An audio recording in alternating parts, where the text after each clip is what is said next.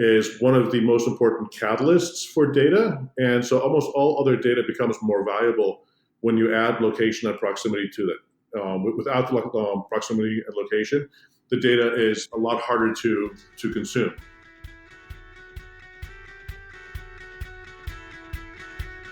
Hello and welcome to another episode of the Mapscaping podcast. My name is Daniel and this is a podcast for the geospatial community. Today I'm talking to Ari, and Ari comes to us from a company called XYO, and these guys are doing something really interesting with blockchain and geospatial. I hope you enjoy the interview.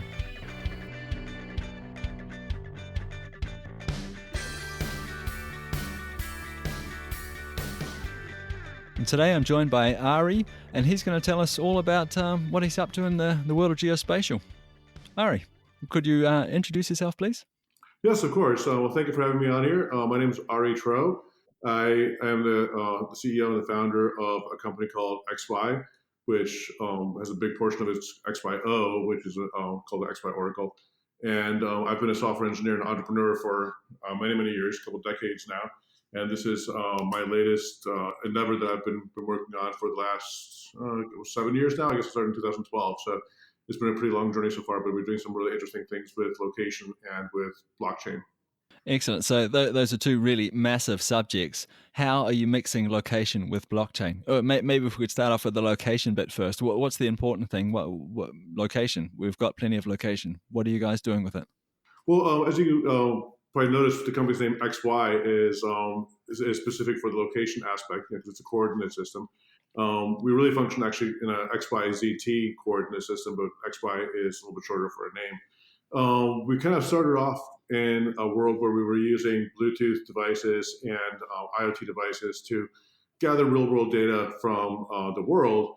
And location is a very, very important part of that because where the metadata is that you're collecting is one of the most important components of it. So, for example, if you have a temperature reading, where the temperature reading is very important. And then also one of the problems we ran into early on was certainty. I'm sure a lot of people have seen this with Pokemon Go, for example. If a person's harvesting Pokemon that's only in Africa, but they're not actually in Africa, how do you actually get that certainty?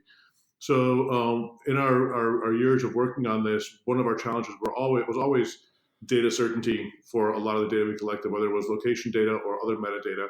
And we found about a year ago or so, while working on some blockchain efforts, we found that we can use location, relative location, not absolute location, as so some people call proximity.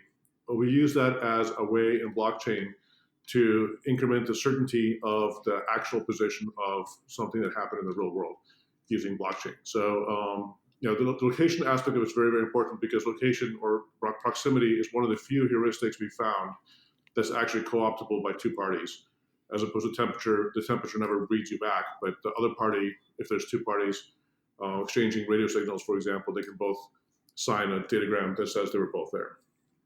You said a whole bunch there. I'll just try and summarize it quickly. What I understand is that this idea of proof of location, can you prove that you were actually there? When we're talking about Pokemon Go and we think about GPS, for example, and we know that we can spoof GPS, we can trick it, we can pretend like we're there, but not really there. So you're saying that if you can prove that someone's actually in that location, and if someone can verify that, then we have the basis for a contract, maybe?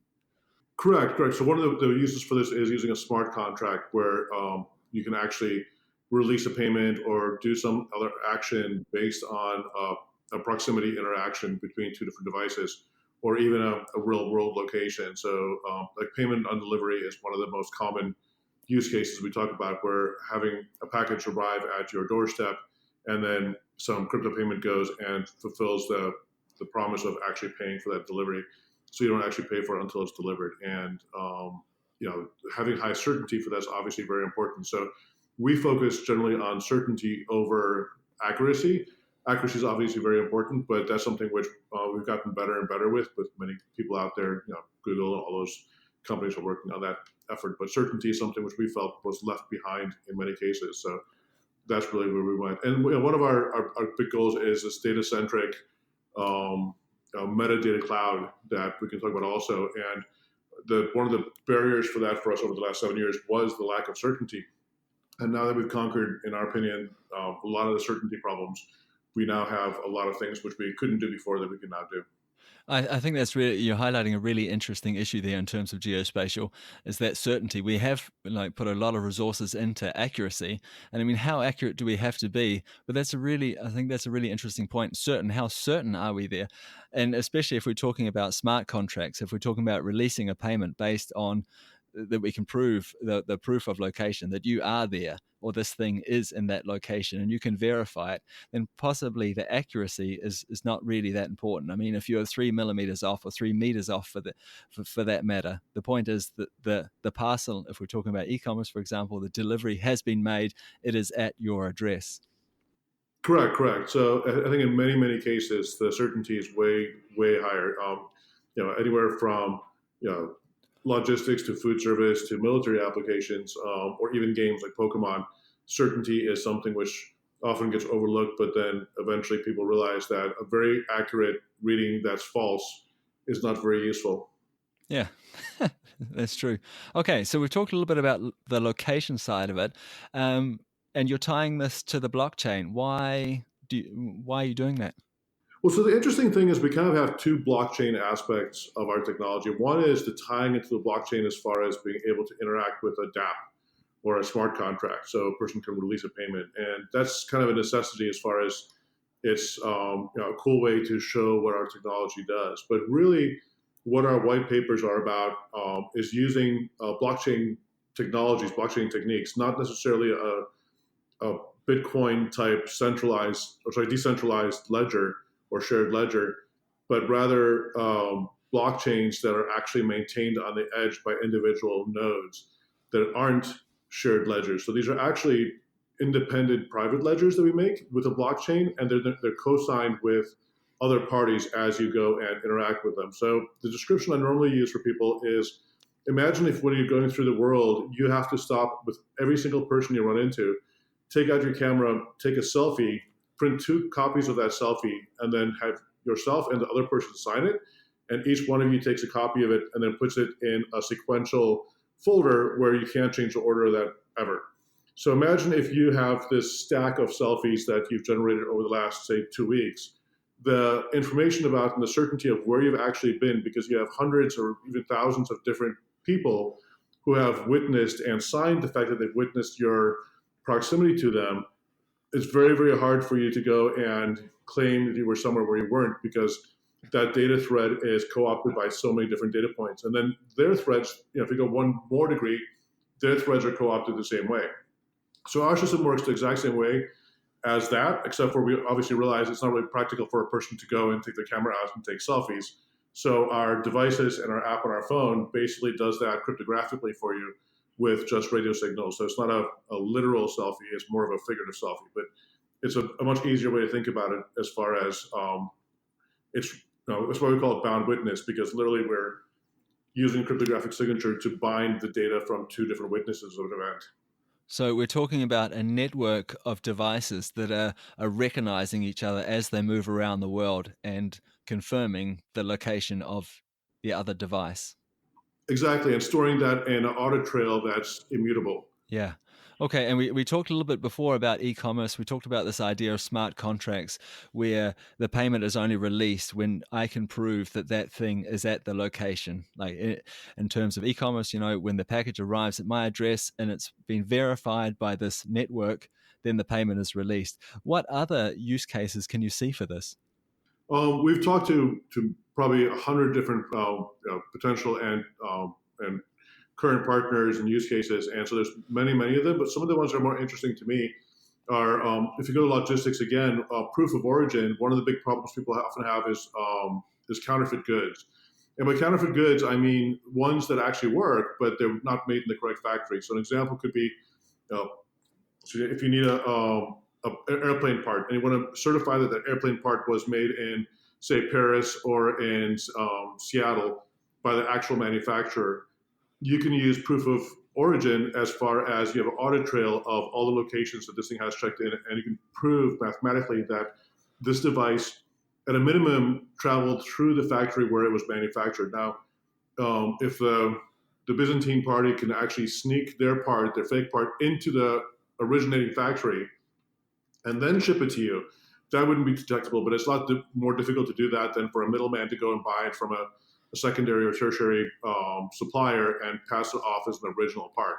So that actually proves that that origin of it. But then you can also prove the voyage that goes along with it. And the example I often use is ice cream, because for anybody who's got ice cream that has melted somewhere along the way, but it's frozen when you buy it from the grocery store, it's kind of gooey inside. So right now, most logistics will tell you, when a person delivers something, what's the current state of it? Is it frozen? So if I get a delivery of a bunch of ice cream that's all melted, I'm not going to accept it as a store. But if it's frozen, but it melted for a day while it was sitting in the sun in a truck somewhere, that's bad also. With this, the audit trail which comes along with it shows that every 5 minutes a reading was taken on this crate or this case for the temperature, and it shows that the temperature was maintained for a certain period of time.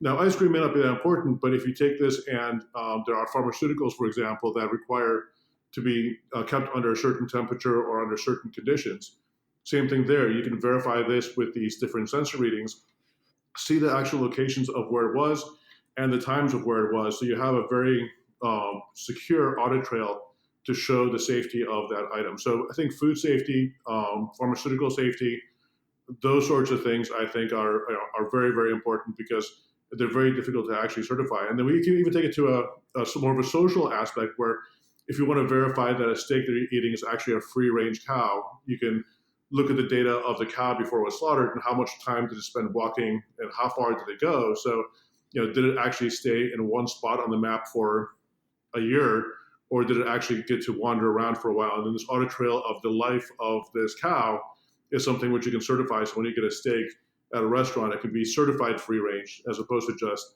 somebody told you that this was a farm that was free range it came from. Those are some use case scenarios I had never thought of. I must admit, the first time I heard of this and what you're doing, I thought this is going to make the best treasure hunt in the world. It can be used for that too. So that's definitely one of the use cases that people definitely want to use it for. But that's kind of the Pokemon Go model, right? Yeah. Where it's a treasure hunt and you buy it.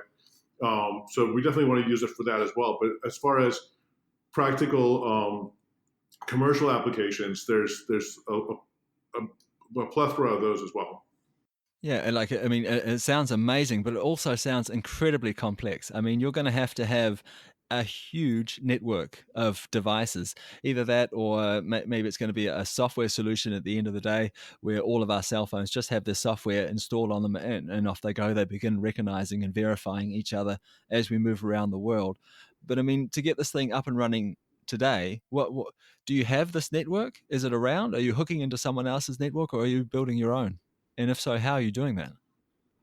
Well, one of the benefits that we have is we, prior to this proof of location crypto effort of our company, we also are a successful IoT company. So we produce over 1 million devices that are out in the world that are Bluetooth devices that work with cell phones. So we're kind of starting off with a network of our own that we can lean on. And then also growing that network through our own apps, through partner apps for cell phones, and then also embedding our technology in existing hardware and new hardware as well, allows that to be expanded. But in some of the use cases, for example, if it's a logistics one, the company which is using it, as long as they put infrastructure in the areas where they want to track this, they don't need a ubiquitous network all over the world. It's only for the treasure hunt type or open area or open sandbox solutions that you really need a concentration of these things in every part of the world. So as long as you have it in your factories, on your trucks, and on the routes that you care about for logistics, you can make these audit trails without having to have a whole bunch of public infrastructure. So I think over time that will be the easiest way for commercial applications to get that going, and then for the consumer applications, probably using apps and phone installs would probably be the primary way to be able to expand the network for their specific use. Okay, so that sounds a little bit less overwhelming, I have to admit.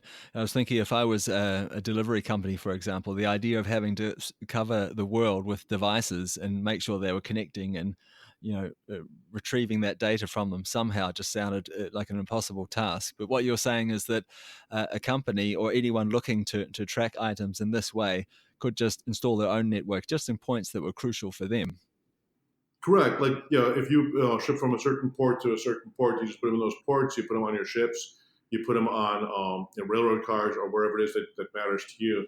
And of course, the more devices there are in the world, and the more third-party validation we can get, that network, even if there's a private subset of that network, that becomes more certain because there's third parties which are observing it. So it's kind of like the equivalent of, a person who is walking through the wilderness somewhere and taking selfies of themselves, and perhaps there's two or three people there with them. They're all taking selfies of each other.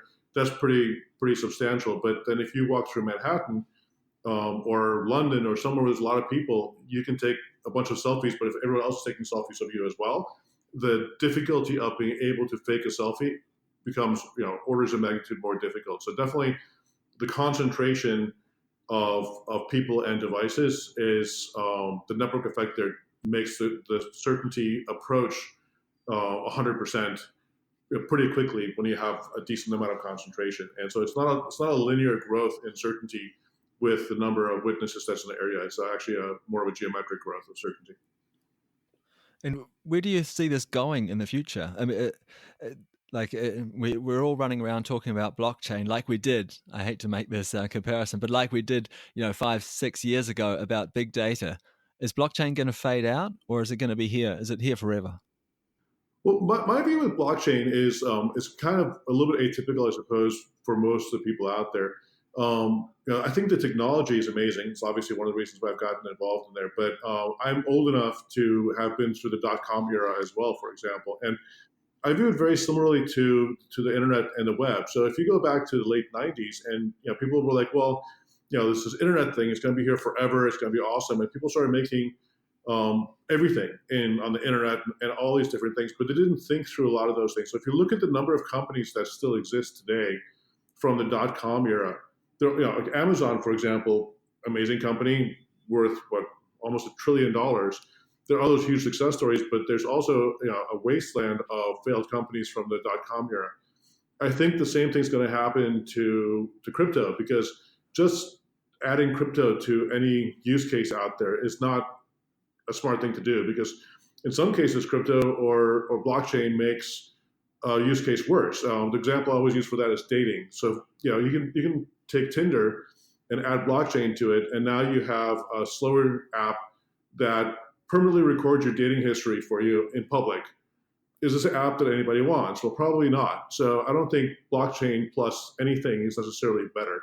So you have to go and find those specific use cases that makes it better, and also find the technologies that will actually scale and be able to add features that improve a system. So another example I would use for that is IPFS. So IPFS it's not really a blockchain technology, but it is a crypto technology, and the idea with using hashes to be able to share data in a trustless way. I actually think IPFS is a concept and a methodology that's going to be huge, and it's going to scale really, really well for a lot of use cases. Bitcoin and a centralized or decentralized shared ledger concept, I think, is great for currencies or for being able to have decentralized currencies, but does that scale necessarily to other things? Same thing with smart contracts, using smart contracts for ICOs or for property recording, or there's a certain use cases which are great for it, but there's many use cases where, for example, I saw a Space Invaders app written on EOS, and every single missile launch was recorded as a transaction on the EOS blockchain.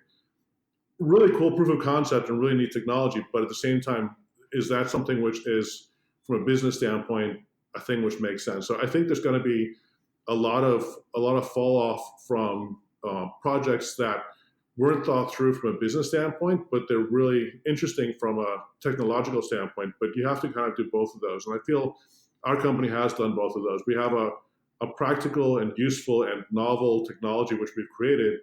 At the same time, we're also going and monetizing that through relationships and pushing it out there from a business standpoint. So getting the technology and the blockchain part and the business portion at the same time makes sense. Like Ripple, for example, also is a good one where they've gone and they've made a specific solution for banking out there and being able to transfer large amounts of money for cheaper ways than current systems. So there are a few dozen, I'd say, projects out there that I think are really, really promising and will really, really make it. But for us to say of the top 500 projects that 490 of them will be huge.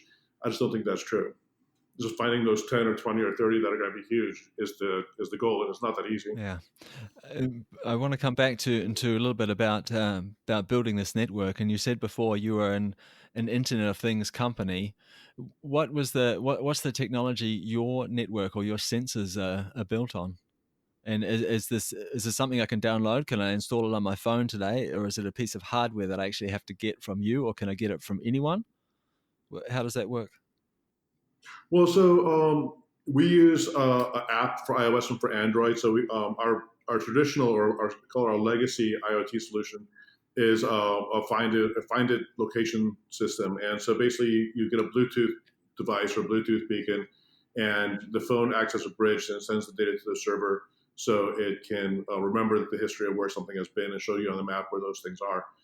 Our blockchain portion of that, we have an app called XYO, the XYO app. There's an Android version that's currently available. The iOS version will be out this quarter, and those basically by themselves work and can be used to make the system. So, for example, at home, if there's roommates or a family, and 4 or 5 people all have this app installed there, the system will work just fine with that. And then you can expand that with a hardware bridge, which we produce, and also hardware sentinels that we produce to be able to gather more data. And that's one of our big efforts, is to both expand our hardware offerings there, but more importantly, find partners to implement our protocol on their hardware as well.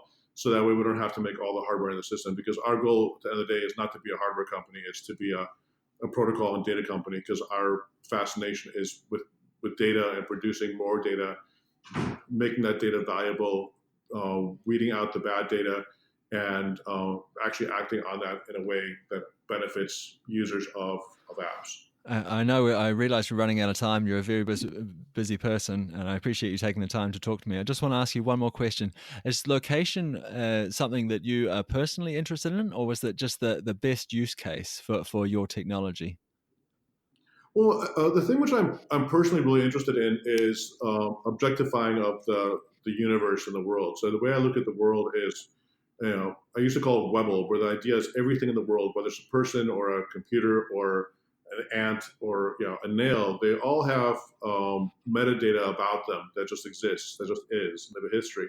In some cases, that hasn't been recorded, or we don't know what it is, but they're all individual. So if you decompose the world into all these different objects in the XYZT realm, that's what defines reality in many ways.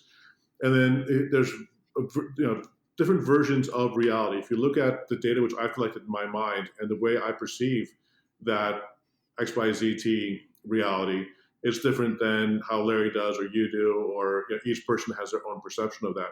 But each of us interact with each other the same way our sentinels on our system interact with each other, and we talk like we are right now all the way across the world, or in local different areas, and then we expand that data set that's in our minds. So my basic fascination is really data sets and data set theory, where there's data sets and how do data sets interact. But the fact that these data sets, or at least the important data sets for most of us, are they're anchored, they're almost avatar-based anchors in the physical reality of the world, makes location very, very important. So where you are in the world and where you are relative to each other in the world really affects that data point is very, very valuable and very, very important for a lot of these things. So knowing when I should call a person because where they are in the world is important, because they might be sleeping, for example. So location is one of the most important parts there. And then on top of that, proximity, which is relative location, is one of the only things we found that is easily co-optable by 2 parties.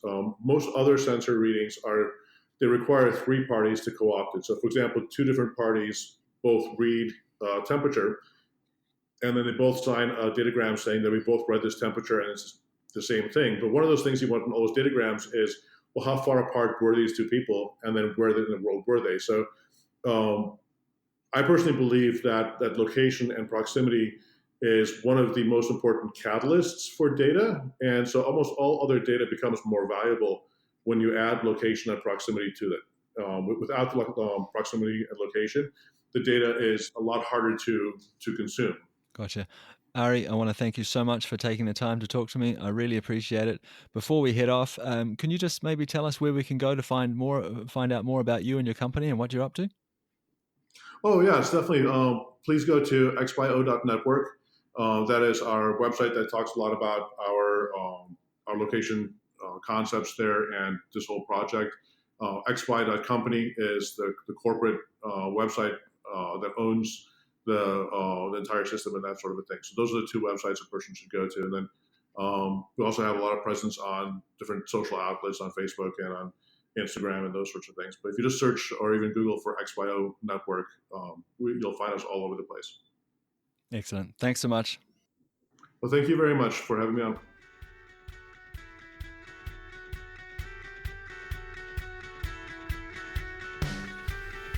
Thank you for listening to another episode of the Mapscaping Podcast. My name is Daniel, and I just want to remind you that a full transcript of these podcasts is available at mapscaping.com. And if you would like to reach out to us on social media, you can find us on Facebook and Twitter as Mapscaping and MapView on Instagram. We'd love to hear from you. Thanks very much. Talk to you soon. Bye.